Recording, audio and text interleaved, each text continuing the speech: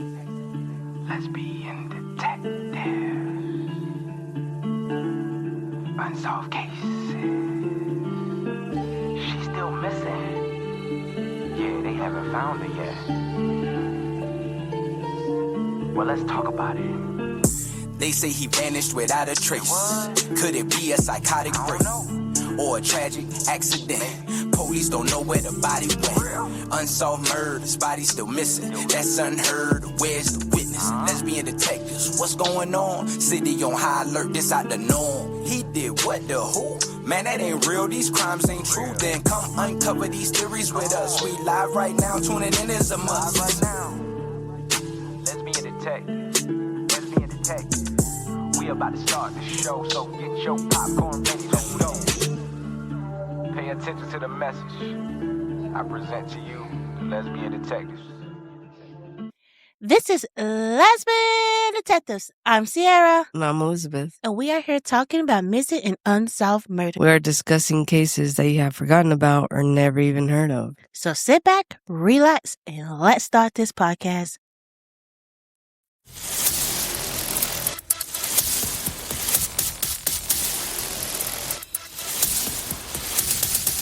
Welcome back, everybody, to a new episode on a new week. And I know, we were not here last week. Guys, we came in for vacation and we just couldn't do it. We just, I didn't have a day off. Time I got back, I went to work the next day. And then my wife, she had to do the garden because, we got in trouble by HOA. And they were like, y'all didn't fix our garden. This is the last day. It was out of town. So we just couldn't find the time to record, and we got sick on our vacation too, so it was a lot, guys. We was going to do a lot, but thank you all for being so understanding and still listen to our podcast. I know, but we're back, and I did have a fantastic vacation, even though I was sick. I got sick the first 2 days, and then you got sick the last couple days, so Mexico was mad at us. I don't know why. And now I'm sick again. Yeah, we need to start doing more vitamins, because we take our vitamins, but we need to do more vitamins, some more. If you have any suggestions on how we cannot get sick as much as we do, please let us know. We take vitamins, guys. We sometimes eat healthy. We're trying, but we're not succeeding. But I had a good birthday, and thank you all for the birthday wishes. My wife is next, and she learned on our vacation that she loves to do adventure stuff. So she learned something new about herself. And I'm rocking the shirt. If you guys on our YouTube page, you'll see that I'm rocking the shirt. I love getting shirts on vacations and keychains. I learned that you're a vacationer and I'm more of a traveler. I would do 2 activities. So but we kind of butt heads. I would do 2 activities, but then I want to go to the bar and I want to dance on the tables and stuff, which I did. And I want to drink. And I'll give you activity. I'll give you 2, but let me go have fun afterwards, sometimes you need to relax. Lounge. Yeah. That's not fun. It is. I would do a poll. Who is a vacationer, or what's the second one? Traveler. A traveler. Let me know, because I want to know who's just like me or who's just like my wife. I feel like you guys are like me, so. I want to go to the parks, explore, do, see. And you're like, no, I got to take a break. I want to just sit back on the pool, and I'm just like, no. But I did that stuff, and I only went to the pool one day for half an hour, so. So much to see, so much to do. Guys, let's get to this episode while she's complaining, and this case does deal with a transgender man, so let's be respectful in the comments. Make sure we say their pronouns right. On a quiet property in rural Rhode Island, a man disappeared, no struggle, no witnesses, no immediate missing person report. Just an empty house, a group of dolls left behind, and a life that suddenly stopped in place. But here where it gets strange. Even after he was gone, the money didn't stop moving. Checks were still being cashed. His estate was still being managed, and the person closest to him was suddenly the one in control of everything he left behind. For years, no one knew what happened to him. Some thought he left. Some thought he disappeared on his own, but nothing about the scene suggests a clean exit. Then, 10 years later, investigators went back to the property, and what they found buried beneath it didn't just change the case. It confirmed their worst suspicions. This is a case of a disappearance that wasn't really a disappearance at all. This is a case of Cam Lyman. Cam Lyman was born into one of the richest families in New England. Born Camilla in 1932, Cam grew up surrounded by old Boston money, estates, inherited wealth, private school. The fortune came from shipping the China trade in cotton mills. From the outside, it looked like the perfect upper-class American family, but Cam never really fit into that world. He was quiet, withdrawn, and deeply uncomfortable socially. While the rest of his family moved through wealthy Boston society, Cam stayed in the background. He didn't date much, didn't build close friendship, and spent most of his times with animals. Dogs became his entire identity. And in the dog show world, Cam was respected. People describe him as incredibly gifted with animals, patient, calm. Dog breeding wasn't just a hobby to him. It was the only place where he seemed fully comfortable. But outside of the dog shows, Cam lived an isolated life. He never married, rarely dated, and continued living with his parents on their massive family estate well into adulthood. Then everything changed when his parents died. First, his father died in 1968. Then his mother in 1973. And according to his family members, after the loss, Cam seemed completely withdrawn from losing both parents. Cam withdrew deeper into isolation. The massive family estate slowly began falling apart. Rooms became cluttered. The property wasn't maintained the way it once had been. And Cam himself started changing too, physically and emotionally. During the late 1970s and early 1980s, Cam began transitioning and living openly as a man. Originally named Camilla, he shortened his name to Cam and changed it legally. He reportedly began taking anabolic steroids, which caused dramatic physical changes over time. His voice deepened. He developed facial hair. He cut his hair short and began dressing entirely in men clothing. To outsiders, the transformation seemed sudden and shocking.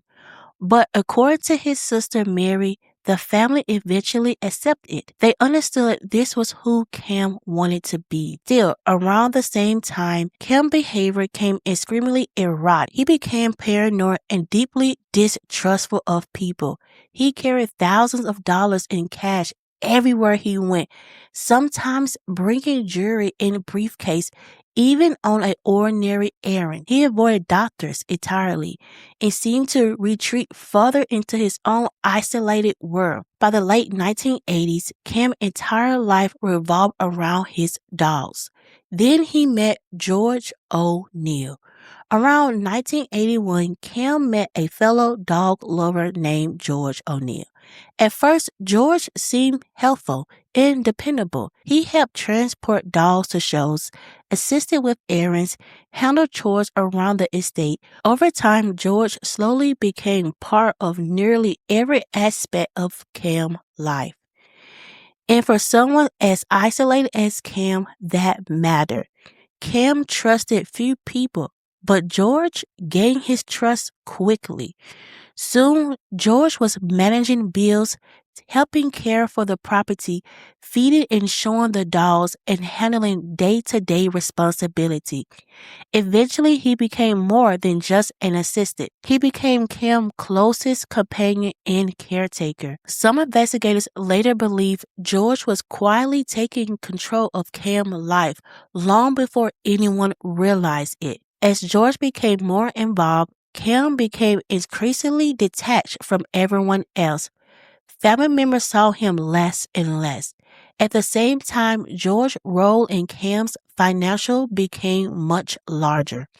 In 1984, Cam sold the family estate and moved to an isolated 40-acre property in Rhode Island. George helped arrange the move. The property was isolated, wooded, and far away from neighbors. According to investigators, this was around the same time George gained even more control. Sometime during the summer of 1987, Cam vanished. And what makes this case so strange is how little immediate concern there seemed to be. According to George O'Neill, he and Cam had argued over the phone one night in July 1987, supposedly about the dogs. George later claimed that when he arrived at the property the next day, he found the dogs unattended, the phone ripped from the wall, and Cam gone. No note, no luggage, no confirmed sightings, nothing. But what made the situation truly strange was George's reaction afterward. He never reported Cam missing. He never contacted the police. And he never informed Cam's family that he had disappeared. Instead, life seemed to continue as normal. Months passed before the family realized something was wrong. The first major red flag came that Christmas. Every year, without fail, Cam mailed Christmas cards to relatives and friends. But in December 1987, no cards arrived. Then another disturbing detail emerged. Checks from Cam's trust fund were still being cashed after his disappearance.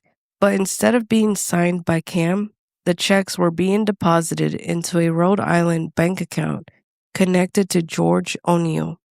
At that point, the family contacted authorities and hired private investigator Charles Allen to look into the case. And once Allen started digging, the situation became far darker. George claimed he believed Cam had gone to Europe for gender reassignment surgery, a story investigators immediately questioned. Cam hated doctors. Family members said there was little chance he would voluntarily undergo a major medical procedure.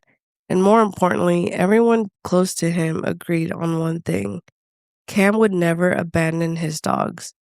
Meanwhile, George's behavior only deepened suspicions. He refused to allow investigators to fully search the property. He began showing Cam's dogs in competitions as if they belonged to him. As the investigation continued, millions of dollars in heirlooms, jewelry, and family assets also appeared to vanish.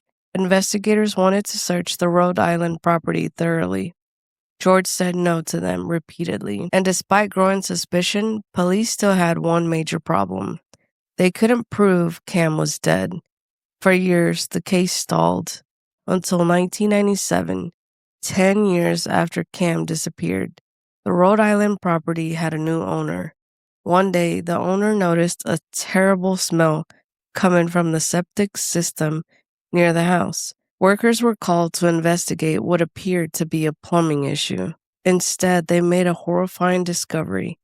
Human remains were found inside the septic tank. Dental records later confirmed the remains belonged to Cam Lyman.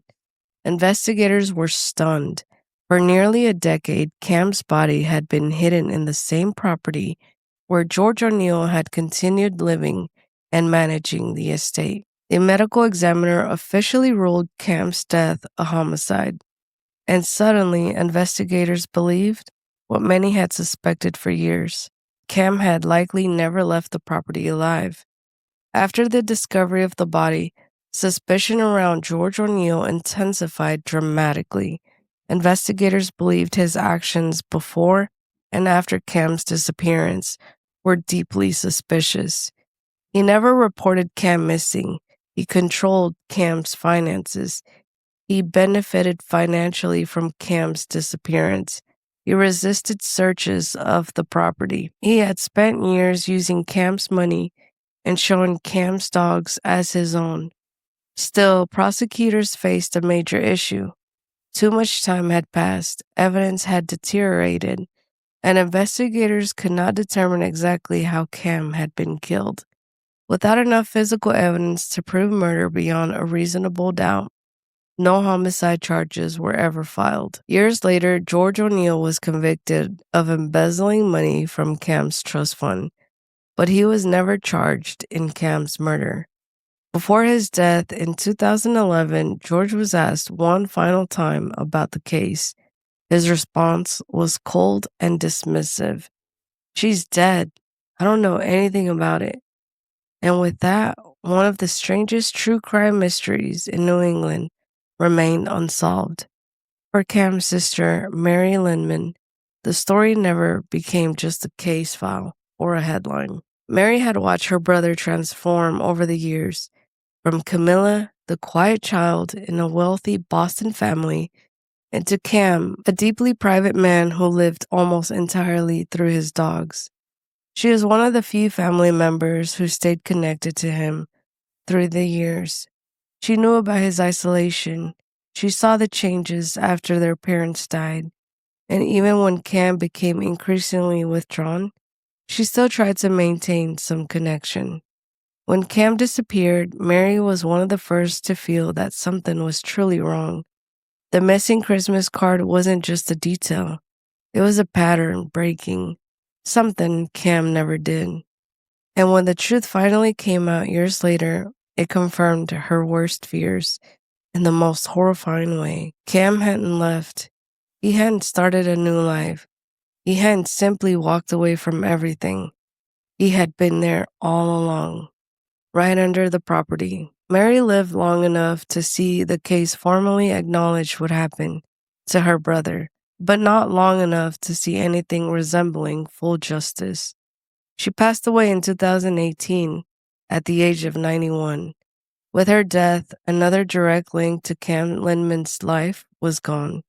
Someone who remembered him before the isolation, before the transformation, and before the disappearance that turned into one of New England's quietest and most unsettling unsolved murders.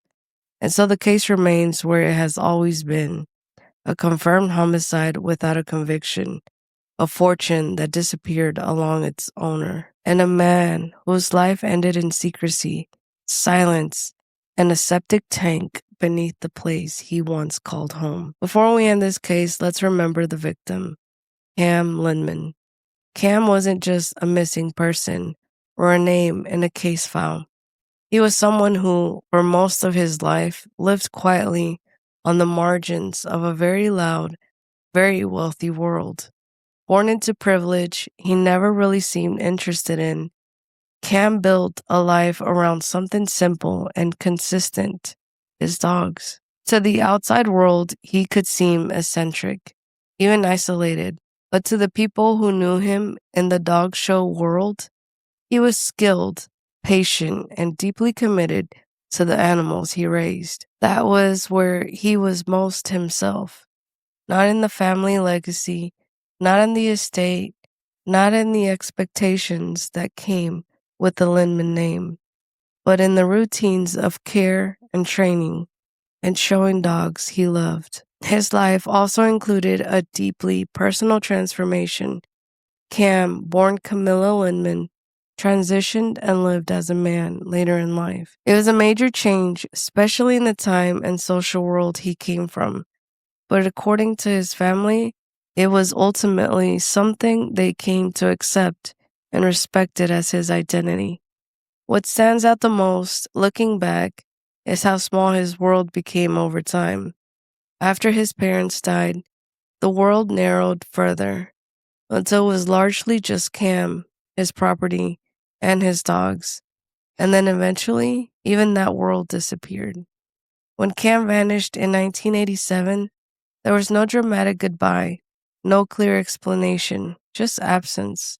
And that absence lingered for years, unanswered, until the truth finally surfaced in the most devastating way possible, confirming that he had been taken and left hidden where no one thought to look. And through it all, what never changed was the people who knew him best, saying the same thing. Cam cared about his dogs. He didn't walk away from them. So when we remember this case, we're not just remembering a mystery. We're remembering a man who was quiet, private, and ultimately failed by someone close enough to be trusted. This is the case of Cam Lyman. Now let's get into some theories. Theories. Let's get into some theories. Everyone is a suspect until proven guilty. Let's get into some theories. Lesbian Detectives. What type of thoughts you thinking? What theories running through your mind? I'm thinking all types of suspicion. Uncover the truth, what we can find. Witness say they saw somebody creeping out the back door. What you think they did it for? That's so crazy, I'm not sure. They found a car, where could she be? Here go another puzzle piece. Researching through your history. It's plenty unsolved mysteries. Everyone is a suspect until proven guilty. Let's get into some theories, yeah. Let's get into some theories. Everyone is a suspect until proven guilty. Let's get into some theories. Lesbian Detectives. You or me? Good. I believe we all know who did it. George. This case right here is hard because it does remind me of a case like I feel like early 2000. I think his name was Abraham, and he won the lottery. And then a lady came into his life, and of course she unalived him for the money. I don't remember the case like fully, but I remember the basic because it was on a true crime show. And it's sad because even when George was dying, he did not respect Cam pronouns.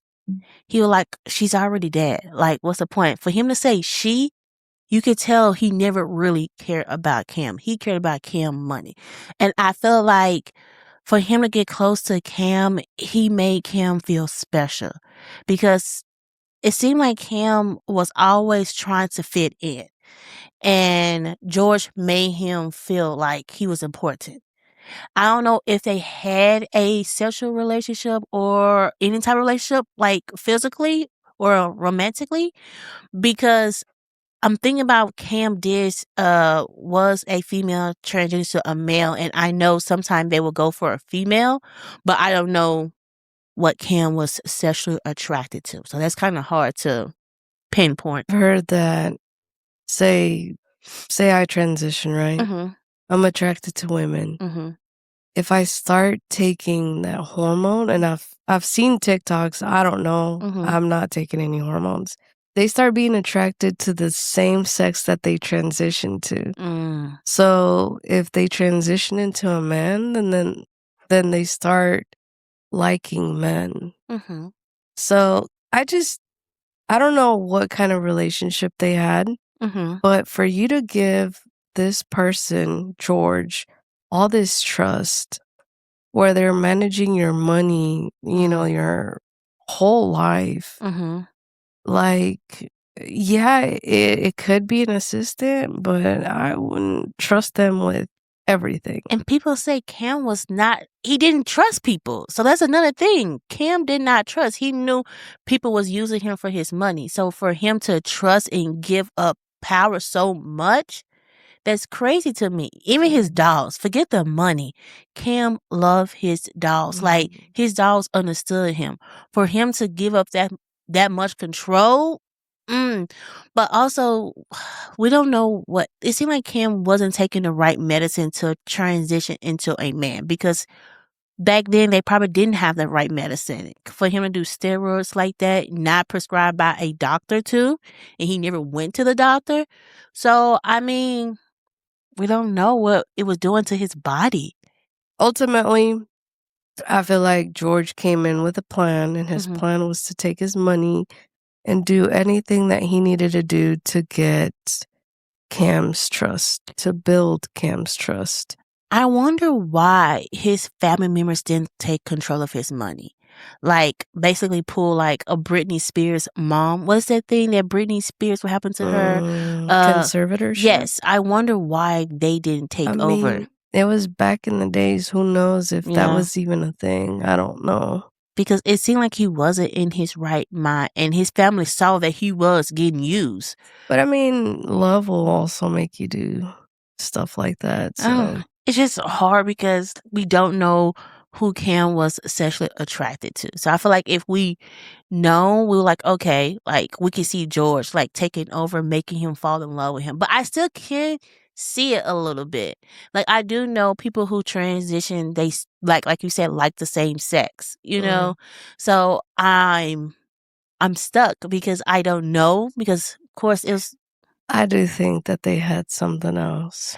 I think George knew that Cam was in love with him, but I don't think George could do it. I don't know. I feel like George. Only reason I say it is because when he passed away, if he even cared about Cam, he would use the right pronoun.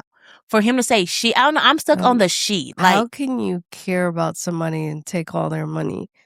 I feel like there's some people that can detach. They have a certain plan, and if they have to kiss you and do all these things to you, and at the end they get what they want, they can separate the two. They can become or morph into somebody else while they're trying to achieve a certain goal. I wonder why he killed Cam, because it seemed like he was living the best life. Like, Cam gave him so much control. What You want all the control. People like that want everything. They don't want somebody who they don't care for. And no offense, he was kind of dumb a little bit to leave the body on the property and you sold the property. Like, it wasn't going to get found. But even though it's sad that the police said that they didn't have evidence, I feel like they really could have convicted him. Let's be honest. Like, you found the body, this man. Like, but it probably was hard. But back then, I don't know. I'm just stuck why the police never charged him. Even though they said, oh, we don't have evidence. What's the evidence? But I mean, you kind of have to look at it with their eyes. They didn't really care for people that were queer. Yes, this person had a lot of money, but it was a minority. It was somebody who was queer. People are not gonna, or back then at least, they weren't really gonna spend the time looking for somebody or finding justice for someone like that. Right. I agree.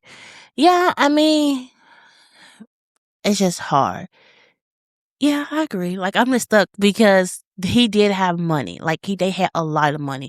For them to be like one of the richest families and they really didn't look into it and solve that murder.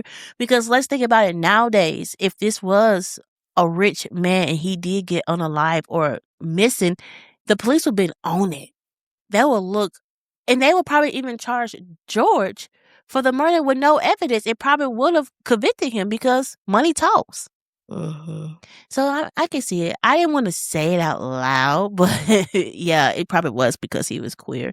And let's be honest, this case isn't going to be solved. Like, the police could come out now and say like, hey, we solve it, blah, blah, blah, give the family, because his family members are still alive. Like, married, had kids, got grandkids. Trust me, that family still is up there. So they could have just come out and say, hey, like, we solved this case, give like Cam's story a closure. They really can if they want to. But I mean, this one, theories was quick. We figure out it was George in the beginning of this case.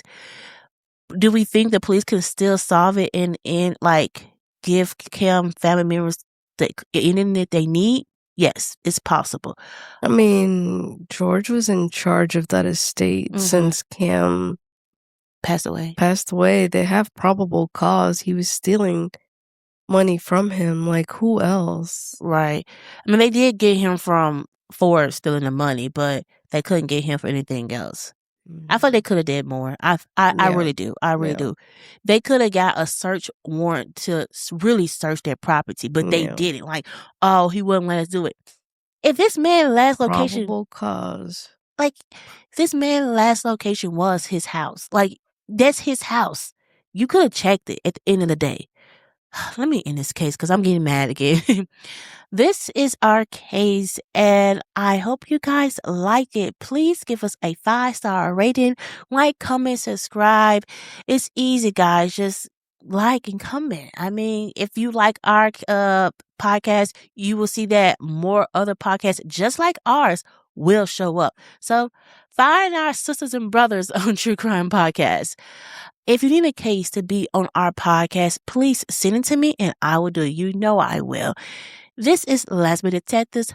Don't forget, everybody's a suspect. So proven innocent. Bye. See you next week. I promise. Lesbian Detectives. Unsolved cases. She's still missing. Yeah, they haven't found her yet. Well, let's talk about it. They say he vanished without a trace.